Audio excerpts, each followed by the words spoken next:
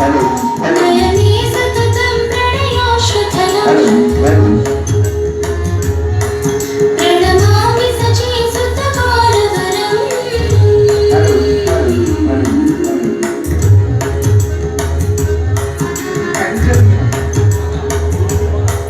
सततं जनता भवतापहरम् परमार्थपरायणं लोकवते नवदेहपरम्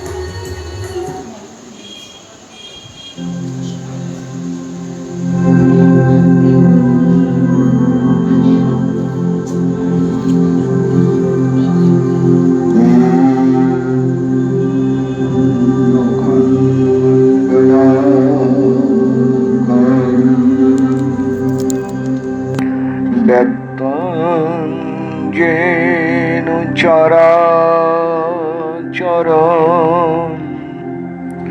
तत्पदं दर्शितं येन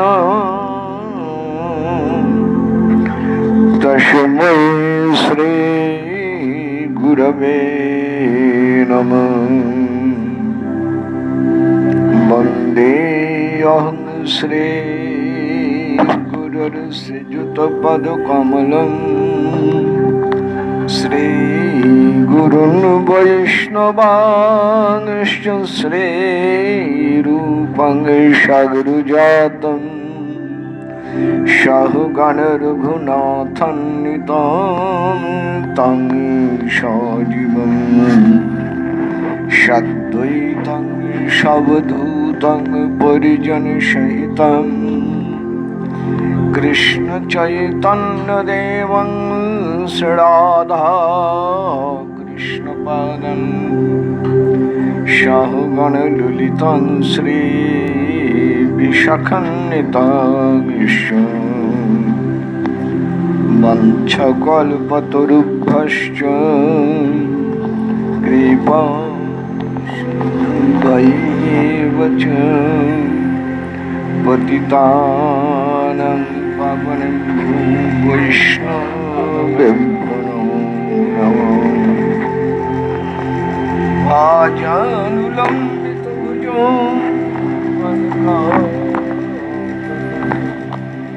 शान्तिकवितरो कमलायुतवेशो विश्वम्भरो द्विजवरो जुगधर्मपालो वन्दे जगत्प्रियकरो करुणावतारो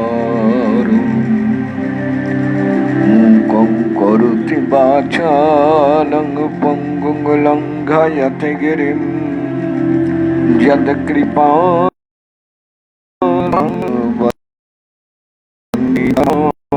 माधवम्।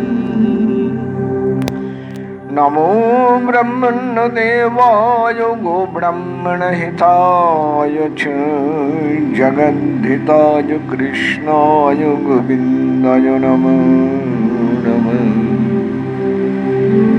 हे कृष्ण करुणा सिन्धु दीनबन्धु जगत्पते गोपेश गोपिका कान्त राधा कान्त नमोस्तुते।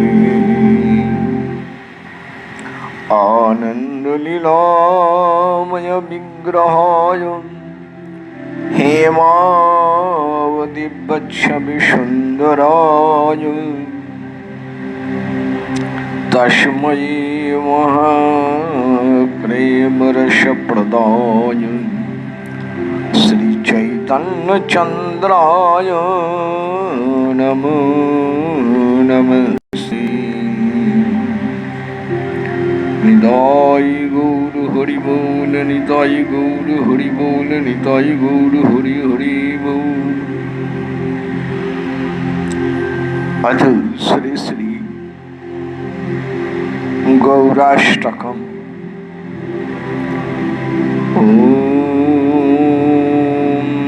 मलय सुभाषित भूषित गात्रं मूर्ति मनोहर विश्वपवित्रं पदनखराजित लज्जितचन्द्रे शुद्ध कनक जय गौरो नमस्ते सगात्र पुलक जललोचन पूर्णं जीव दयामय ताप विदीर्णं शंखाचपति नाम सहस्रे शुद्ध कनक जय गौरो नमस्ते हुहुं कृतं तर्जन गर्जन रंगे चंचल कलिजुग पाप शशंके पदरज तारित दुष्ट शशस्ते शुद्ध कनक जय गौरो नमस्ते सगात्र पलक जललोचन पूर्णं जीव दयामय ताप विदीर्णं पदरज तारित दुष्ट समस्ते शुद्ध कनक जय गौरो नमस्ते सिंह गमन जिनी तांडव लीला दीन दयामय तारण शीला अजभव वंदित पदनख चंद्र शुद्ध कनक जय गौर नमस्ते गौरांगावृत मालती माले मेरु विलंबित गंगाधारे मंद मधुर हास भाष मुख चंद्रे शुद्ध कनक जय गौर नमस्ते फल्ग विराजित चंदन भाल कुंकुम राजित देह विशाल उमापति सेवित पदनख चंद्रे शुद्ध कनक जय गौर नमस्ते भक्ति पराधीन शांतक वेश गमन सुनार्तक भोग विशेष माला विराजित देह समस्ते शुद्ध कनक जय गौर नमस्ते भोगो विरक्तिको सन्नासि वेश शिखामोचन लोक प्रवेश भक्ति विरक्तक प्रवर्तक चित्ते शुद्ध कनक जय गौर नमस्ते भक्ति विरक्तक प्रवर्तक चित्ते शुद्ध कनक जय गौर नमस्ते जय जय श्री सार्वभौम भट्टाचार्य पाद विरचितं श्री श्री गौराष्टकं जय निताई जय गौर हरि श्री श्री गौर कथा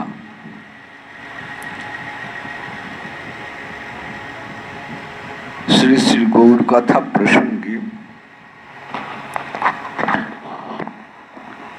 आलोचनार आगे प्रणाम श्री गुरुचरणारविंदे प्रणाम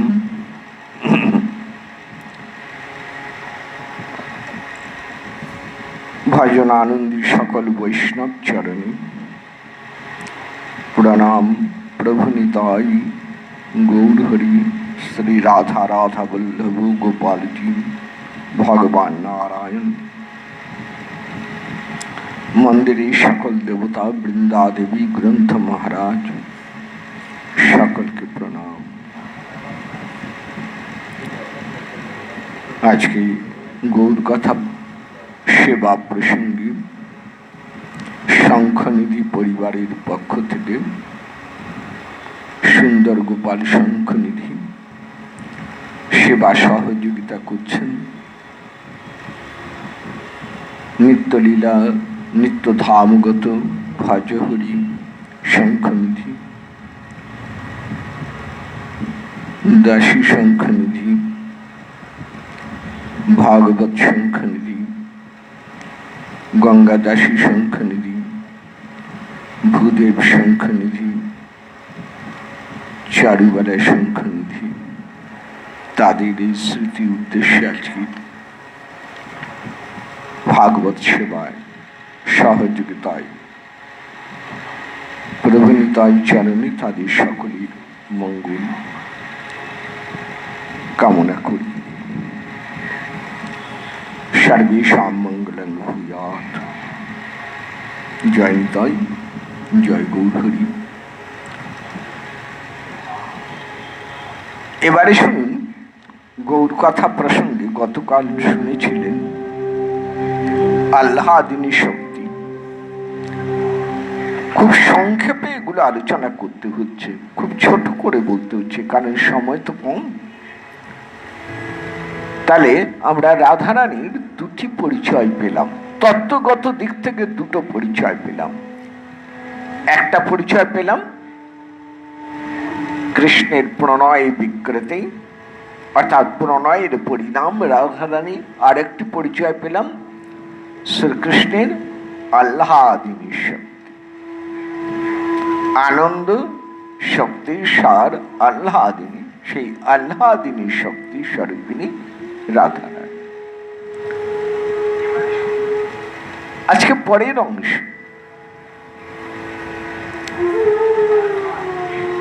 শ্লোকটি মন্ত্রটি আরেকবার শুনুন। শ্রী রাধা কৃষ্ণ প্রণয় বিকৃতির আহ্লাদিনী শক্তি রস্মাদেকাত্মানা বিভুবি পুরা দেহ ভেদাঙ্গত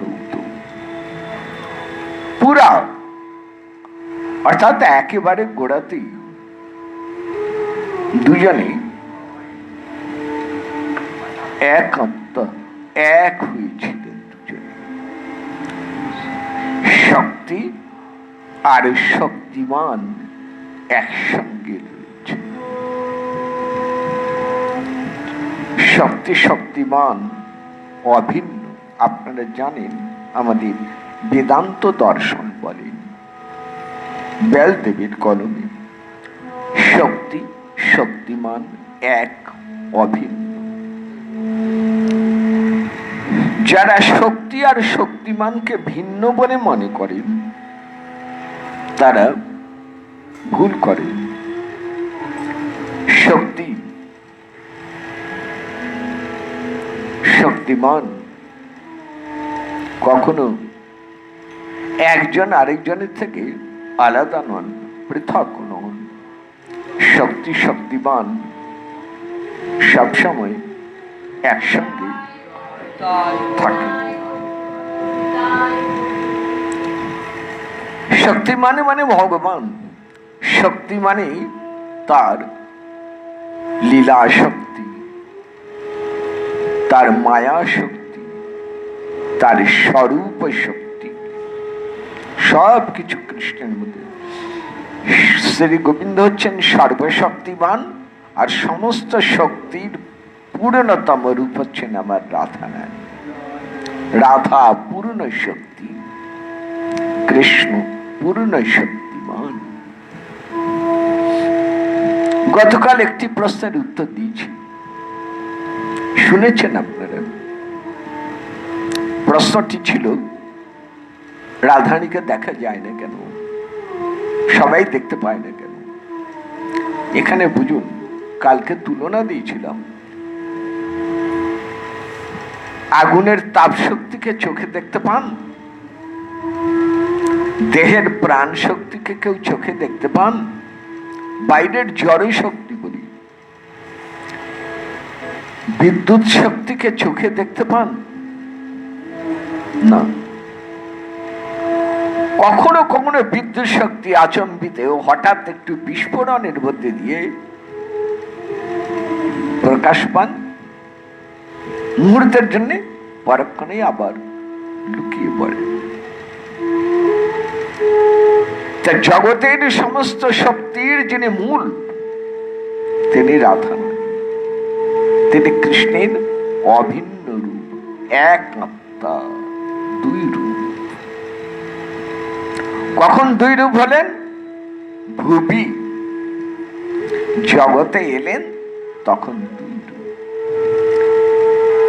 যখন একেবারে পরমতম অবস্থায় তখন একাকার, শক্তি শক্তিমান একাকার। যখন প্রকট হচ্ছেন তখন দুই হচ্ছেন। এটি আমাদের বেদ উপনিষদের সিদ্ধান্ত। স একাকী নৈব রমতে স দ্বিতীয়মৈচ্ছদ। এরকম উপনিষদের মন্ত্রগুলি দেখবেন, তাহলেই পাবেন। তিনি একাকী বিলাস করতে পারছেন না, তিনি দ্বিতীয় ইচ্ছা করলেন। তার সেই ইচ্ছা পূর্ণ করতে তার এই শক্তি তার থেকে পৃথক হয়ে এলেন, আলাদা হয়ে বাইরে এলেন। তার নাম শ্রী রাধা।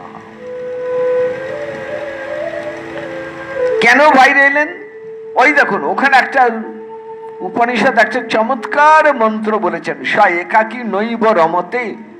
তিনি একা বিলাস করতে পারছেন না, তিনি অনন্ত বিলাসী। তার অন্তরে সর্বদাই বিলাস বাসনা। বিলাস করতে পারছেন না একা একা। বিলাস করতে গেলেই সহযোগী দরকার। শক্তি কৃষ্ণের ইচ্ছা পূর্ণ করতে, ভগবানের ইচ্ছা পূর্ণ করতে দ্বিতীয় প্রকাশ।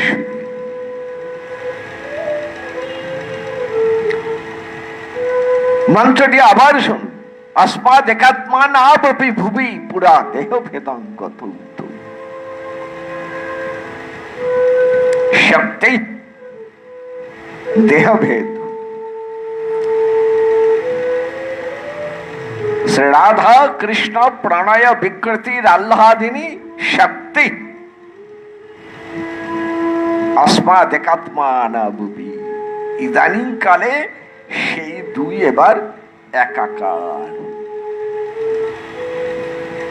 এই আমার গৌর। খুব কঠিন হয়ে গেল কথাটা, একটু সোজা করে বলি। আদিতে এক, এক থেকে দুই, দুই গিয়া আবার এক। বুঝুন কি মজার খেলাটা হলো। আদিতে এক, শক্তি শক্তিমান মিলে একাকার। এক থেকে দুই হলেন রাধা কৃষ্ণ, বেশ বোঝা গেল। তারপরে আবার সেই দুই এক চৈতন্য আবার এক। তাহলে কি বোঝা যাচ্ছে? আদিতে গৌর, অন্তেও গৌর। এটা একটু বুঝে নিন। একটুখানি খুলে বলি। প্রকৃতির মধ্যে দেখুন, আদিতে একটি বীজ, সেই বীজ থেকে গাছ, গাছে অসংখ্য ফল, প্রতিটি ফলের মধ্যে সেই একটাই বীজ, পরিণাম। মূলে যে বীজ, পরিণামেও সেই বীজ। দেখেছেন? একটা বৃত্ত আঁকুন, আরম্ভ যেখান থেকে করলেন ঘুরে আসবেন ঠিক সেইখানে, তবেই তো বৃত্ত সম্পূর্ণ। আমরা আদিতে, সৃষ্টির আদিতে গৌর, আর সৃষ্টির চরম পরিণতি গৌর। এই জন্য বলছেন গৌর বেদের সার। কথাটা এমনি বলা হয়নি, নিরপেক্ষ ভাবে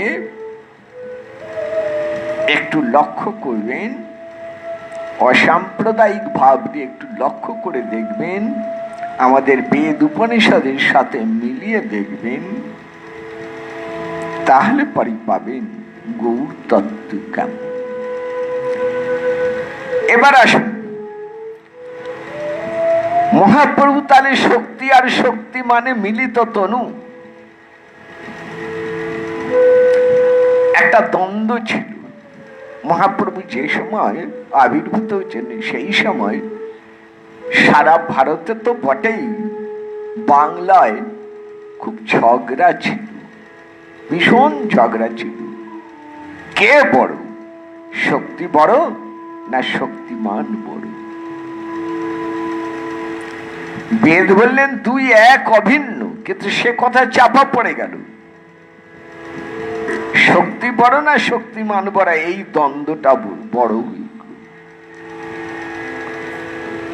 যারা শক্তিকে বড় বলেন তাদের বলা হয় শাক্ত, যারা শক্তিমানকে বড় বলেন তাদের বলা হয় বৈষ্ণব।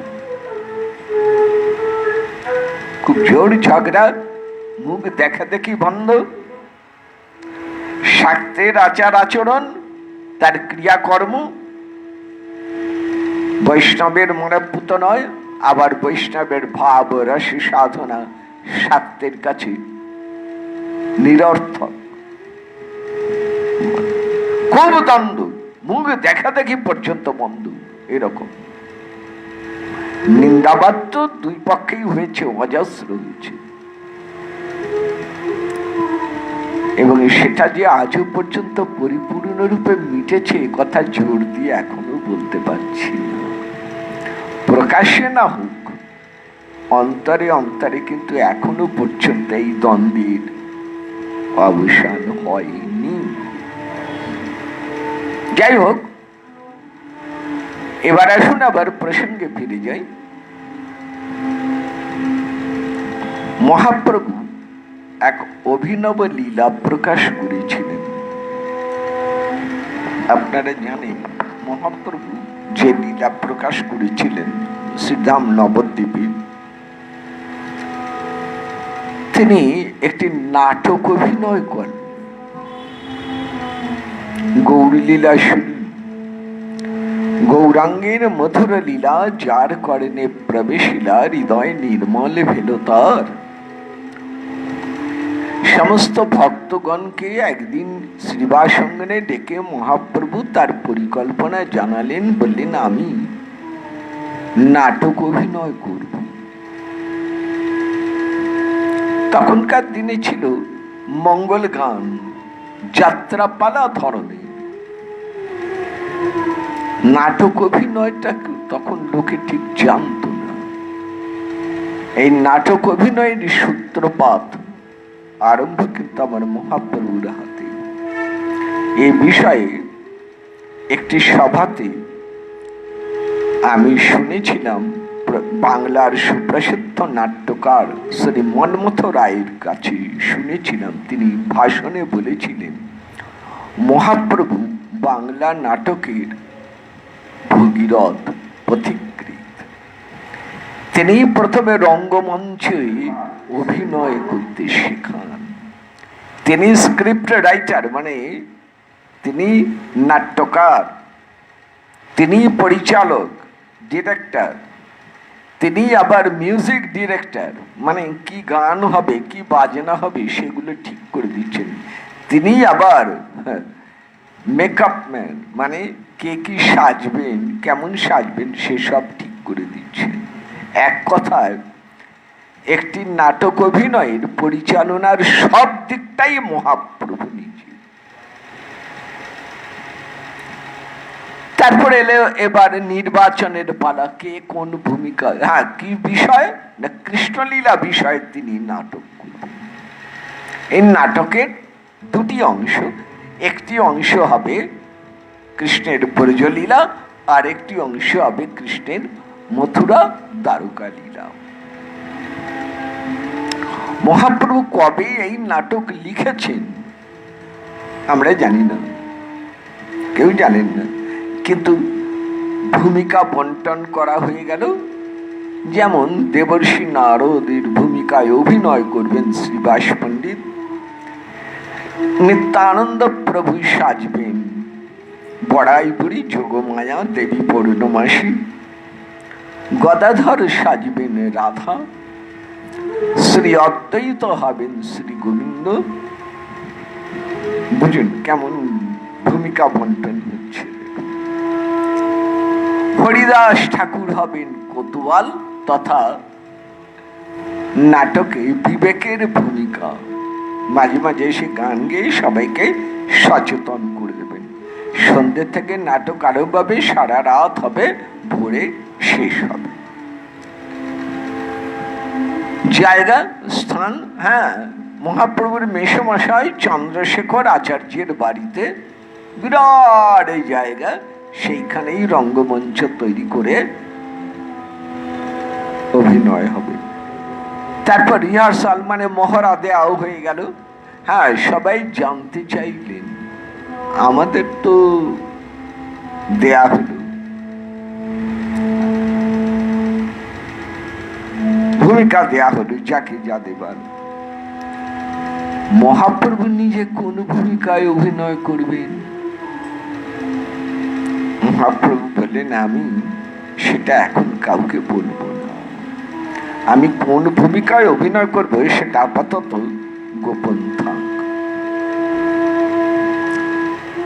একদিন শ্রী অদ্বৈত জোর করে ধরেছেন, প্রভু তোমাকে বলতেই হবে তুমি কোন ভূমিকায় থাকবে। তখন মহাপ্রভু বলছেন, আমি রমণীর ভূমিকায়। সর্বনাশ! শ্রী অদ্বৈত জানেন পূর্ব লীলায় শ্রী গোবিন্দের এক অংশ অবতার, অংশের অংশ অবতার লীলাবতার মোহিনী প্রকাশ হয়েছিলেন। সেই মোহিনীকে দেখে মহাদেব পর্যন্ত উন্মত্ত হয়ে গিয়েছিলেন। আজ মহাপ্রভু নিজে আবার সেই প্রকৃতির বেশি সাজবেন। কি সর্বনাশ! মহাপ্রভু আরো একটু সংশয় বাড়িয়ে দিয়ে বলছেন, আমার এই প্রকৃতির রূপ দেখে নিজেকে ধরে রাখা খুব কঠিন হবে। একমাত্র যারা জিতেন্দ্রিয়, অর্থাৎ যারা ইন্দ্রিয় জয় করতে সমর্থ, মনোবেগ, ইন্দ্রিয় বেগকে যারা ধারণ করতে পারেন, তারাই অভিনয় করবে। সবার আগে অদ্বৈত বলছেন, প্রভু আমাকে বাদ দিয়ে দাও, আমি গৃহস্থ লোক, জিতেন্দ্রিয় নই। শ্রীবাস পণ্ডিত বলছেন, প্রভু আমাকে বাদ দাও, আমিও পারবো না। তুমি রমণীর বেশে থাকবে, কার সাধ্য আছে যে মন স্থির রাখবে? মহাপ্রভু হাসিয়ে এসে বলছেন, ঠিক আছে, আমি বর দিলাম, আমার বরেতে তোমরা সকলেই হয়ে যাবে জিতেন্দ্রীয়, অর্থাৎ তোমাদের কারো মন বিচলিত হবে। তারপর নির্দিষ্ট দিনে চন্দ্রশেখর আচার্যের বাড়ি লোকে লোকারণ্য হয়ে গেছে। কে না এসেছে, এমনকি সচিমা বিষ্ণুপ্রিয়া দেবীকে নিয়ে এসেছেন সেই অভিনয় দর্শন করতে। অপূর্ব লোকে লোকারণ্য, অভিনয় আরম্ভ হলো। সবাই মুগ্ধ চিত্তে অভিনয় দর্শন করছেন। ব্রজলীলা, মথুরা লীলা, কিন্তু মহাপ্রভু কখন আসবেন, মহাপ্রভু কোন বেশি আসবেন? ক্রমে দ্বারকা লীলা, মহাপ্রভু মঞ্চে আগমন করছেন রুক্মিণীর বেশে। রাজকন্যা রুক্মিণী, ভীষ্মক রাজকন্যা রুক্মিণী কৃষ্ণের কাছে চিঠি লিখছেন, আমাকে উদ্ধার করে নিয়ে যাও। রুক্মিণীর চোখের জল দিয়ে চিঠি লিখছেন। তার রূপ লাবণ্য সৌন্দর্য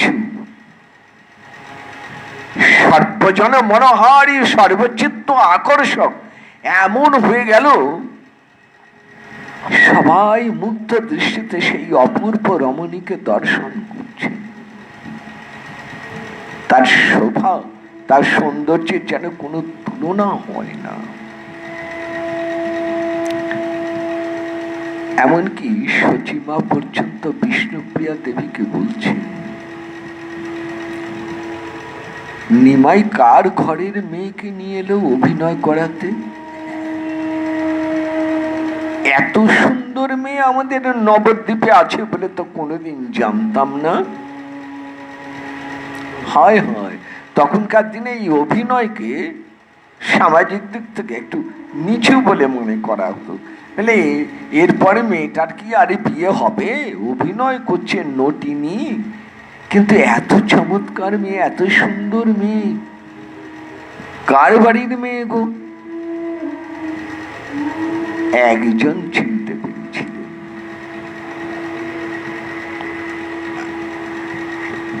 এই হাজার দর্শকের মধ্যে মাত্র একজন মহাপ্রভুকে চিনতে পেরেছেন, বিষ্ণুপ্রিয়া দেবী। তিনি মৃদুকণ্ঠে সচিমাকে বলছেন, মা, প্রভুই অভিনয় করছে, অন্য কেউ নয়। বিষ্ণুপ্রিয়া দেবী ভক্তি স্বরূপিণী, ভক্তি তো তাকে চেনেন। ভক্তি কখনো ভুল করে না, তার চিনতে ভুল হয় না। ভক্তি যে কৃষ্ণ প্রিয়া। হরিবোল, তিনি যথার্থ বিষ্ণুপ্রিয়া, তাই তিনি চিনতে পেরেছেন, বুঝতে পেরেছেন, তার ভুল হয়নি।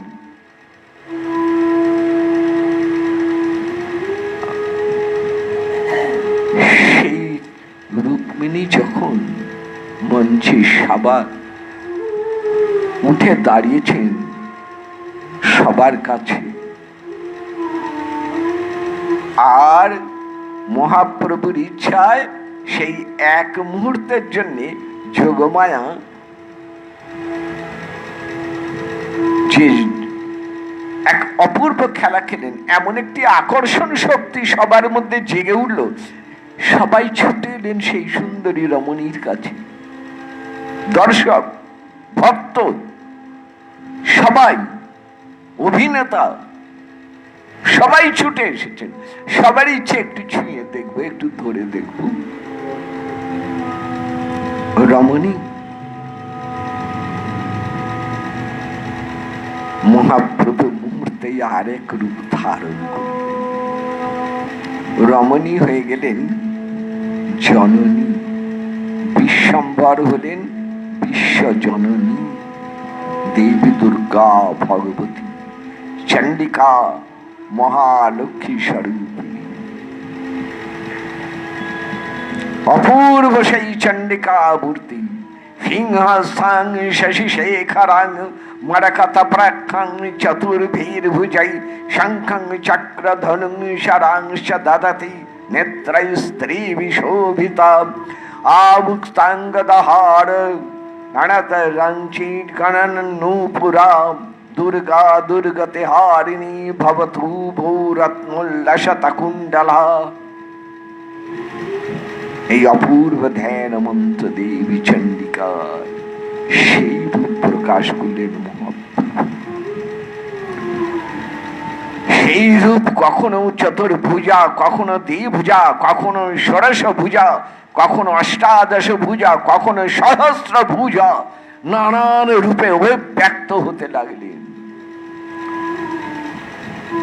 তার বাহন সিংহের গর্জনে দশদিক প্রকম্পিত হয়ে উঠল।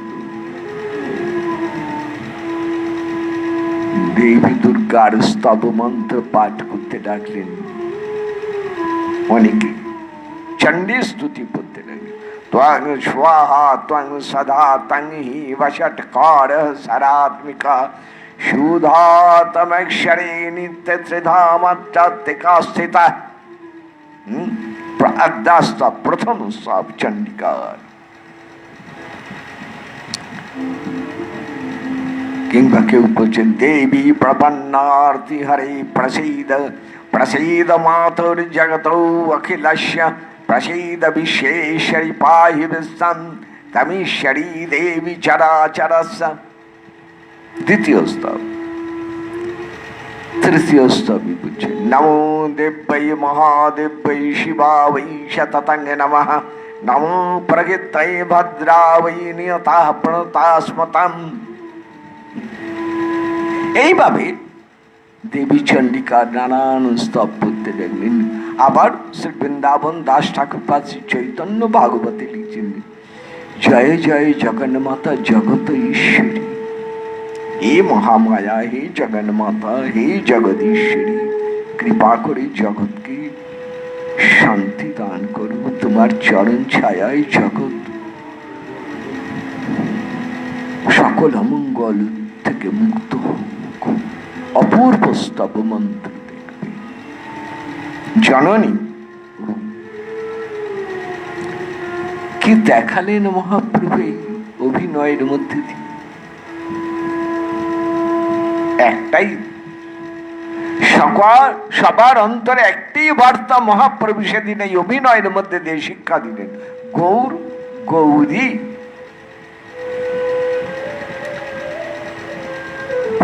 প্রকাশ হয়েছিল শ্যাম শ্যামা, আর নবদ্বীপে প্রকাশ করলেন গৌর গৌরী। সর্বমঙ্গল মঙ্গলে শিবে সর্বার্থ সাধিকে শরণ্যে ত্র্যম্বকে গৌরী নারায়ণী নমস্তুতে। গৌর গৌরী,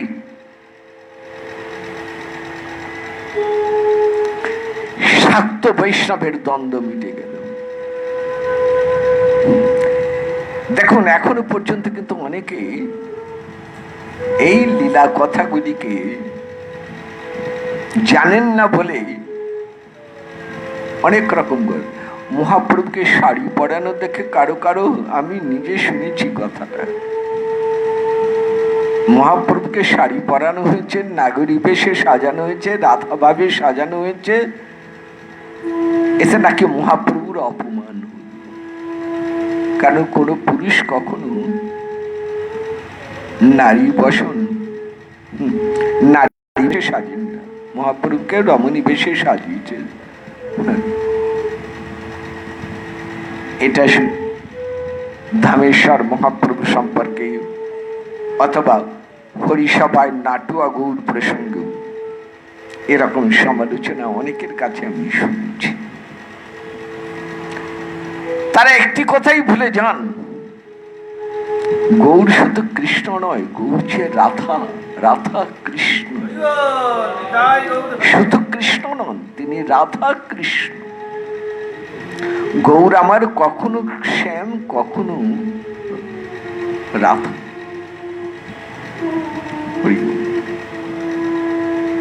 কয়জনে জানেন বাইরের জগতে লীলা রহস্যের সমাধান আজও পর্যন্ত করতে পারেননি?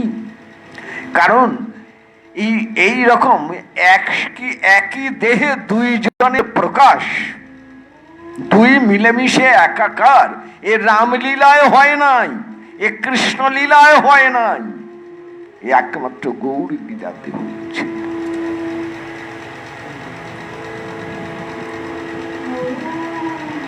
কোন শাস্ত্র সাহস পান নাই বিস্তারিত বর্ণনা দিতে, ইঙ্গিত মাত্র দিয়েছেন, সেই দুই এক চৈতন্য গোসাই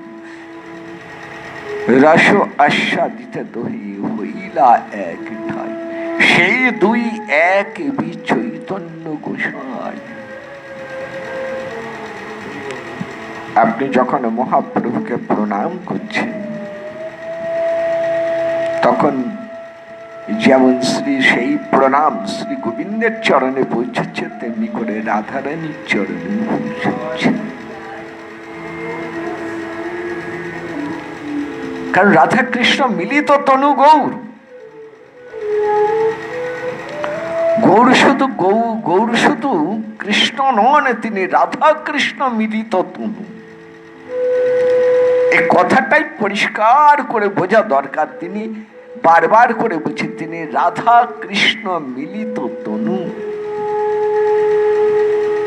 এটি যারা জানেন তাদের কাছে নানান রকম সংশয় সন্দেহ আসে।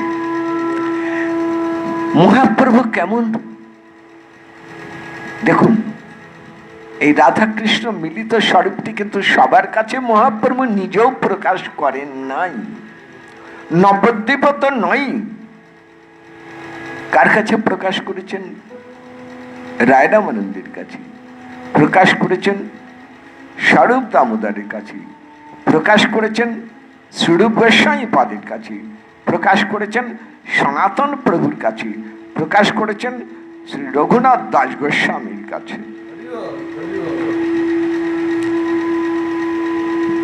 আর নানানজন নানান রূপ, তার নানান জনের কাছে নানান রূপ প্রকাশ হয়েছে। সার্বভৌমের কাছে ষড়ভুজ রূপ, রাজা প্রতাপ রুদ্রের কাছে আর এক চতুর্ভুজ নারায়ণ এবং শ্রী গোবিন্দ রূপ, বা কখনো জগন্নাথ রূপ। গদাধরের কাছে গৌর রূপ, আর অন্য কোন রূপ না। অদ্বৈতের কাছে কখনো বিশ্বরূপ, কখনো লক্ষ্মী নারায়ণ রূপ, কখনো শ্রী গোবিন্দ রূপ। নিত্যানন্দ প্রভুর কাছে কখনো ষড়ভুজ রূপ, কখনো বলদেব রূপ। অর্থাৎ বোঝাতে চাইছেন তুমি আমি একই, তাই বলদেব তুমি, বলদেব আমি। শ্রীবাস পণ্ডিতের কাছে নারায়ণ রূপ, মুরারি গুপ্তের কাছে তিনি রাম রূপ। কই কাহাতা গোরা জানু কি বল্লভ, রাধার প্রিয় পাঁচ বান, নয়ন আনন্দের মনে আন নাহি কো জানে গৌর গদাধরের প্রাণ। দেখেছেন, আমরা যে কথা বাংলা প্রবাদ বাক্য হিসেবে ব্যবহার করি, ভগবান কেমন না, যার মন যেমন, যার যেমন ভাব সে সেই ভাবে মহাপ্রভুকে দর্শন করেছে। কিন্তু নবদ্বীপে গোপন রেখেছেন তিনি রাধা কৃষ্ণ মিলিত তনু, এই কথাটা একেবারেই গোপন রেখেছেন। এই জন্য শ্রী বৃন্দাবন দাস ঠাকুর পাদ এই কথাটাও লিখতে পারেননি, শ্রী চৈতন্য ভাগবতে লেখা নেই। কিন্তু কবিরাজ গোস্বামী পাদ শ্রী রঘুনাথ দাস গোস্বামীর কাছে শুনলেন গৌর কি বস্তু। শুনে মনে মনে ভাবলেন গৌর যে আমার মদন মোহন, এটা আমি জগৎকে জানিয়ে দিই। কিন্তু জগৎ তো এমনি মানবে না। খোঁজ করছেন, যে গৌর চেনে হাতে এলো, রঘুনাথ দাস গোস্বামী তুলে দিলেন স্বরূপ দামোদরের করচা। সেই গ্রন্থে সেই শ্লোক সেই মন্ত্র পেয়ে আনন্দে নাচছেন কবিরাজ গোস্বামী পাদ। শ্রী চৈতন্য চরিতামৃতে চিরকালের জন্য ধরে রাখছেন সেই দুই এক চৈতন্য গোসাই, রস আস্বাদিতে দোহে হইলা এক। এত গেল কবিরাজ গোস্বামী পাদের বর্ণনা। তার বর্ণনা ধরেই বলি, আচ্ছা মহাপ্রভু নিজে পরিচয় দিচ্ছেন, একজনের কাছে পরিচয় দিচ্ছেন, তিনি রামানন্দ রায়। রামানন্দ রায়ের কাছে মহাপ্রভু রূপ দর্শন করিয়েছেন, কিন্তু রামানন্দ রায় বুঝতে পারেননি। তাই তিনি বলছেন এক সংশয় চিত্তে মূল, আমার মনের মধ্যে একটা সংশয় রয়ে গেছে, তুমি সেই সংশয় মিটিয়ে দাও, বুঝিয়ে দাও। পহিলে দেখিনু তোমা সন্ন্যাসী স্বরূপ, এবে তোমা দেখি মুই শ্যামে গোপরূপ। তাহার সন্মুখে দেখি কাঞ্চন পঞ্চালিকা, তার অঙ্গ কান্তিতে তোমার সর্বঙ্গ ঢাকা। তাহাতে প্রকট দেখি সবংশী বদন, নানা ভাবে চঞ্চল তাতে কমল নয়ন। এই মতো তোমা দেখি হয় চমৎকার, অকপটে কহ প্রভু কারণ ইহা। প্রভু কহে রাধা কৃষ্ণে তোমার গাঢ় প্রেম হয়, যাহা তাহা রাধা কৃষ্ণ তোমাকে স্ফুরয়। মহাভাগবত ভক্তের এই হয় রীতি, স্থাবর জঙ্গম দেখে না, দেখে তার মূর্তি। রায় কহে প্রভু তুমি ছাড়ো ভারী ভুরি, মোর আগে নিজ রূপ না করিহ চুরি, তবে হাসি তারে প্রভু দেখাইল স্বরূপ। রসরাজ মহাভাব দুই এক রূপ, দেখি রামানন্দ হইলা আনন্দে মূর্ছিত। পদ্মহস্তে স্পর্শী তারে করাইল চেতন, প্রভু কহে গৌরাঙ্গ নাহি মোর রাধাঙ্গ স্পর্শন, ব্রজেন্দ্র নন্দনে বিনা তাহা না স্পর্শে অন্যজন। দেখছেন শ্রী চৈতন্য চৈতামৃত কবিরাজ বিষ্ণুপাদের কলম। রামানন্দ রায় মহাপ্রভুর কাছে বলছেন, প্রভু অনেকদিন ধরে মনের মধ্যে একটা সংশয় রয়েছে, একটা ঠিক বুঝতে পারছি না, একটা সংশয়। কি সংশয়? আমার কাছে এসে বসলে তখন দেখলাম সন্ন্যাসী রূপ। যত কৃষ্ণ কথা আলোচনা করছি, করতে করতে একদিন তোমার কৃপায় তোমাকে দেখলাম শ্যাম গোপুর। তোমাকে দেখছি আমি শ্যাম গোপরূপ, একটি গোয়ালার ছেলে, গায়ের রং কালো, শ্যাম গোপবেশ বেনুকর নবকিশোর। না না, শ্যাম গোপরূপের সর্বাঙ্গ দেখলাম না, পরক্ষণেই দেখি একটি সোনার প্রতিমা শ্যাম গোপরূপকে আবরণ দিয়ে, শুধু শ্যাম গোপরূপের বংশী বদনটুকুই মাত্র প্রকটিত, বাঁশি ধরা বদন কমলটুকুই মাত্র দেখতে পাচ্ছি। এইরকম মিলেমিশে যাওয়া, দুই একাকার হয়ে যাওয়া তো দেখি নাই কোনোদিন। আপনাদের কাছে বলেছিলাম মহারাজ বিলাসের পরিণতি মাত্র দুজন দেখেছিলেন, শ্রীরূপ মঞ্জরি এবং তার কাছ থেকে শুনেছিলেন এবং দেখেছিলেন ললিতাজি। বিশাখা দেখেন নাই, চিত্রা দেখেন নাই, চম্পকলতা দেখেন নাই, ইন্দুরেখা, তুঙ্গবিদ্যা, রঙ্গদেবী, সুদেবী তারা কেউ দেখেননি। পরে সবাই খুঁজছেন আমার রাধানী কোথায়, আমার গোবিন্দ কোথায়। হ্যাঁ, শ্রী গোস্বামী পাদ বলছেন, অপার কশ্যাপি প্রণয় জানে বৃন্দাস্য কুতুকি রসস্তৌবগরিত্বা। রাধারণীকে চুরি করে নিয়ে গেলেন সখী সমাজ থেকে। সখীগণ খুঁজতে বেরোলেন, কোথায় গেল কোথায় গেল। মনে আছে বলেছিলাম সেই বিরাট সভা, সবাই বসেছেন, কথা হয়েছে রাধা কৃষ্ণ মিলে গৌর হয়ে আসবেন। কিন্তু সেই মেলামেশার সভার অন্তিম পর্বে সবাই যখন নিজের নিজের জায়গায় ফিরে যাচ্ছেন, আচম্বিতে শ্রী গোবিন্দ রাধারণীকে নিয়ে অন্তর্হিত হয়ে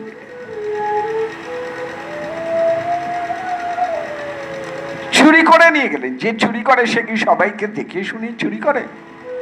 সখীগণ টের পেলেন, যখন টের পেলেন তখন দেখছেন সবাই আছে, নাই রাধা কৃষ্ণ।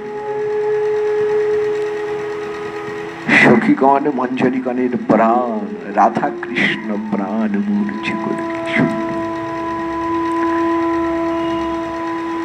তাকে খুঁজবার জন্য সবাই এলেন। কেউ ধরতে পারছেন না কোথায়।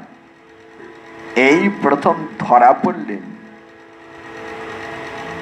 বিশাখার কাছে, রায় রামানন্দের কাছে। দেখুন, ধরতে পারার একটা আনন্দ আছে, আবার ধরা দেয়ারও একটা আনন্দ আছে।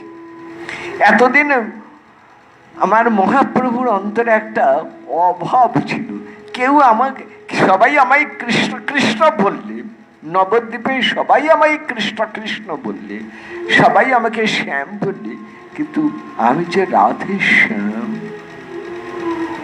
এটা কেউ নবদ্বীপে জানল না, কেউ বলতে পারল না।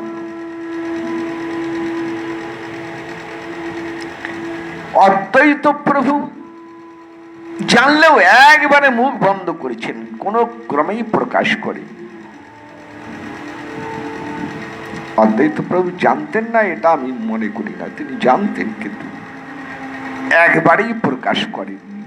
ঠিক তেমনি করে সীতা দেবীও জানতেন, কিন্তু একবারেই প্রকাশ করেন, কোনো মতেই নয়। মহাপ্রভু, তাদের অভিমত ছিল মহাপ্রভু যখন সময় হবে নিজেই নিজেকে প্রকাশ করবে।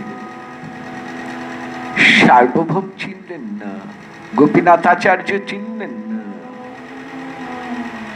কিন্তু যেই রায় রামানন্দের কাছে বসলেন, রামানন্দ রায় ওই অঙ্গ কান্তি দেখেই, ওই ভাব দেখেই ধরে ফেললেন, কিন্তু আমার রাধা রানীর ভাব। এই যে সুরধনীর ধারাবাহে অরুণ নয়নে, এই যে রাধারানীর বিষয়, সন্ন্যাসীর অঙ্গে কেমন করে প্রকাশ পায়। প্রভুর চরণ আশ্রয় করলেন রামানন্দ রায়, চরণ ধরেই বুঝতে পারলেন এই চরণ স্বামীর চরণ নয়, এই চরণে রাধা চরণ।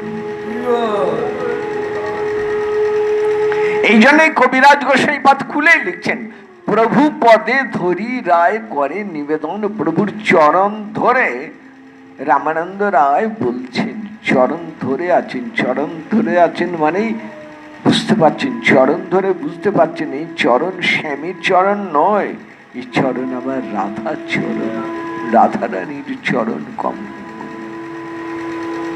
আপনারা রাধারা সুধা নিধি পাঠ শুনছেন, শুনেছেন রাধারানীর চরণ কমল কেমন। রাধারানীর সেই চরণ কমলের লোভ, স্পর্শের লোভ শ্রী গোবিন্দে, কিন্তু কাছে এসে ওই চরণ স্পর্শতে তিনি এমন অভিভূত হয়ে যান, সেই চরণে আলতা পড়তে পারেন না। তখন ওই নবীনা মঞ্জুরি তাকে সরিয়ে দিয়ে বলেন, তুমি বসে দেখো আমি আলতা পরাই। শ্রী গোবিন্দ দেখছেন আর মনে মনে ভাবছেন, কবে আমার এমন সৌভাগ্য হবে, আমি কবে এইরকম মঞ্জুরির মতন ভাব নিয়ে রাধা চরণ সেবা করতে পারব। বিশাখা জানেন রাধারানীর চরণ কেমন।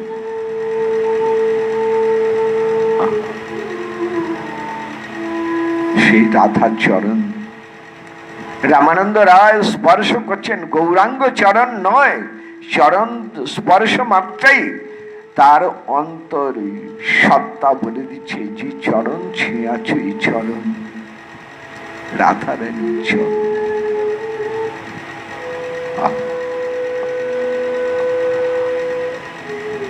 এই রাধারানীর চরণ। কিন্তু এই গৌরবরণ কি করে, এই সন্ন্যাসী কি করে হলো, এই শ্যাম সুন্দর কি করে রাধারানীর চরণে চরণ পেল? তাহলে শ্যামের চরণ গেল কোথায়?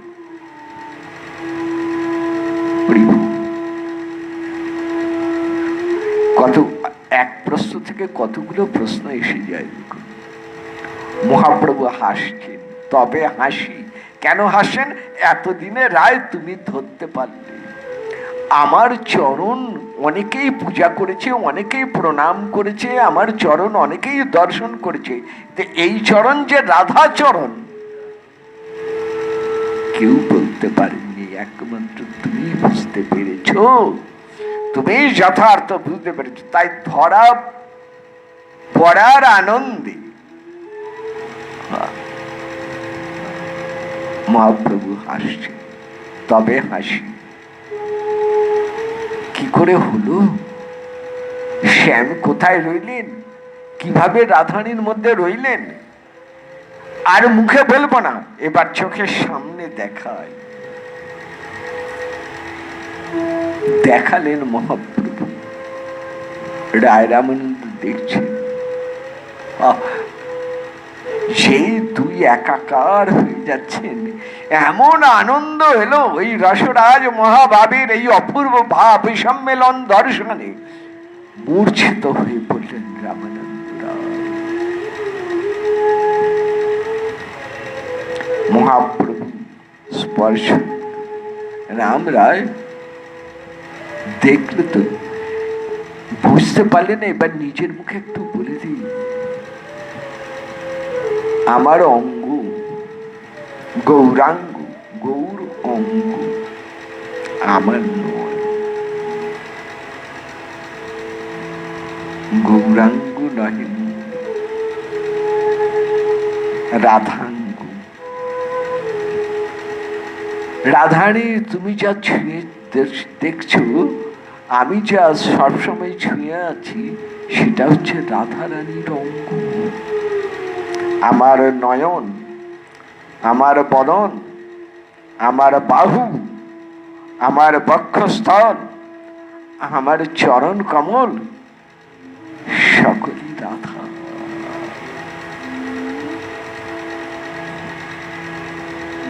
গৌর চিনুন, গৌর বুঝুন।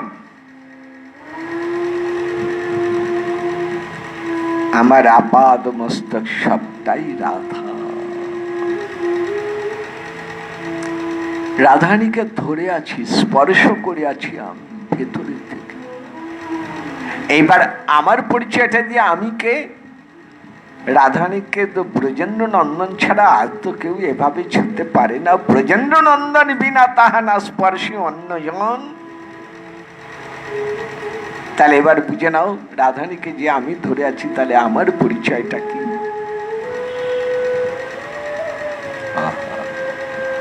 আনন্দে রাম রায় দুই হাত তুলে নাচছেন। প্রভু কি অপূর্ব রূপ, কি অপূর্ব ভাব। প্রভু বলছেন, রাম রায় এখন কাউকে কিছু বলো না, খুব গোপনে এসেছি, এইটা মনে রাখুন। গৌর অবতার প্রচ্ছন্ন অবতার, রাম অবতার কিন্তু প্রচ্ছন্ন অবতার নন। কৃষ্ণ অবতার প্রচ্ছন্ন অবতার নন, কিন্তু গৌর অবতার প্রচ্ছন্ন অবতার, অর্থাৎ স্বরূপ ঢাকা দেয়া অবতার। রাম স্বরূপ ঢাকা দেয়া অবতার নয়, শ্রী গোবিন্দ স্বরূপ ঢাকা দেয়া অবতার নয়, কিন্তু গৌর আমার স্বরূপ ঢাকা দেয়া অবতার।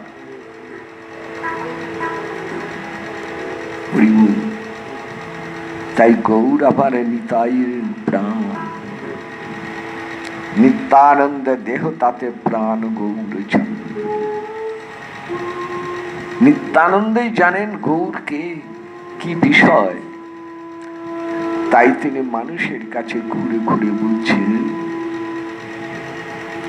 গৌর ভজলেই সব পাওয়া হয়ে যায়, আর কিছু পাবার বাকি থাকে না। কোনো তন্ত্র নয়, কোনো মন্ত্র নয়, কোনো ক্রিয়াকর্ম নয়, শুধু দুই হাত তুলে বলো, ভজ গৌরাঙ্গ, কহ গৌরাঙ্গ নহ গৌরাঙ্গের নাম। এইভাবে এই সর্বজীবে মহাপ্রভুর তত্ত্ব পরিবেশনে আমার প্রভু নিতাই চাঁদ। মহাপ্রভু কথা দিয়েছেন নিতাই চাঁদকে, তুমি যাকে দেবে আমি তার হব। আমি আমার কোনো আর বিচার রাখলাম না, এতদিন আমি আমার বিচার রেখেছি, কিন্তু এখন থেকে আমি আর আমার বিচার রাখবো না। নিতাই তুমি আমাকে যার কাছে দেবে সেই আমায় পাবে। মুখেও যদি কহে মুই নিত্যানন্দ দাস, সে অবশ্য দেখিবে শ্রী চৈতন্যের প্রকাশ। মুখেও যদি কেউ বলে আমি নিত্যানন্দের দাস, এই কথাতে মহাপ্রভু এত আনন্দ পান যে মহাপ্রভু তাকে দর্শন করান, তার কাছে প্রকাশ হয়ে যায় রাধা কৃষ্ণের এই বিলাস রহস্য।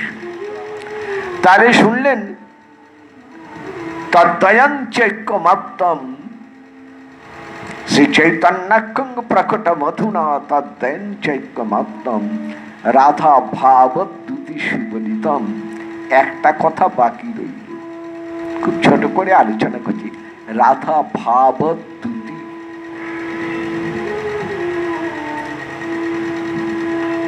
আগামীকাল আলোচনা করব রাধা ভাব কি, রাধা রানীর দ্যুতি অঙ্গ কান্তিটি কেমন।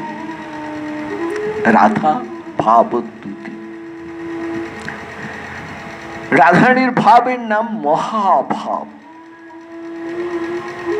সাগরের চাইতে বড় মহাসাগর, রাজার চাইতেও বড় মহারাজা, তেমনি ভাবের চাইতেও বড় মহাভাব।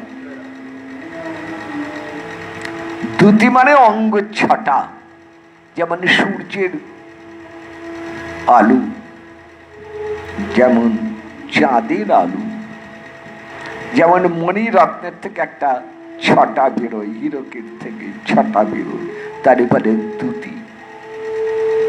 এবার দেখা যাক রাধারানীর দ্যুতিটি কেমন, রাধারানীর অঙ্গ কান্তিটি কেমন, রাধারানীর ভাবটি কেমন। মহাভাবে মহাপ্রভুর মধ্যে প্রকাশ হয়েছেন। এবার এইটুকুই একটু স্পর্শে ইচ্ছে রইল। আগামীকাল আবার রাত্রি 8টার সময়। আজ এই পর্যন্ত হয়ে রইল। নিতাই গৌর হরি বল, নিতাই গৌর হরি বল, নিতাই গৌর হরি হরি।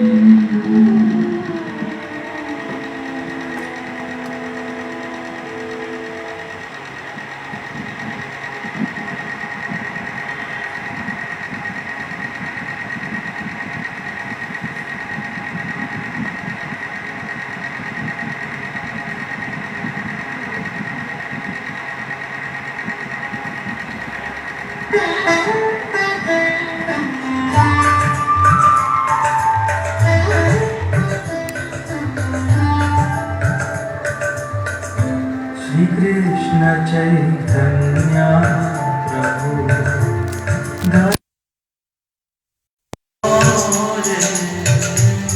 श्री कृष्ण चैतन्य प्रभु दया करो रे, तुम बिना के दयालु जगत संसार,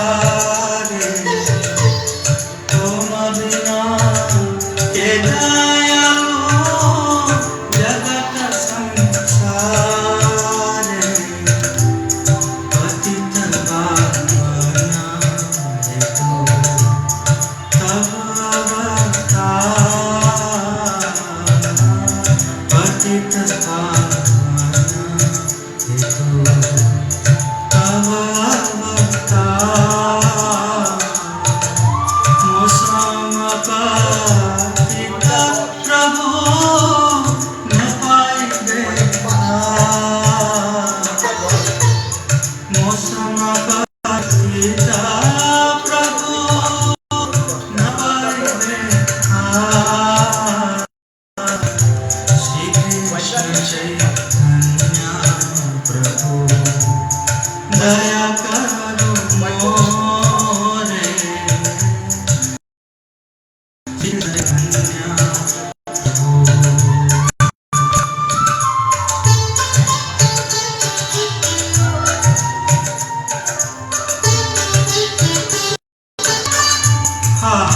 प्रभु नित्यानंद प्रेमानंद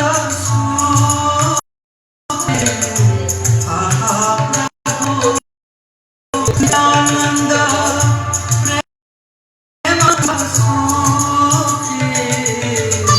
कृपा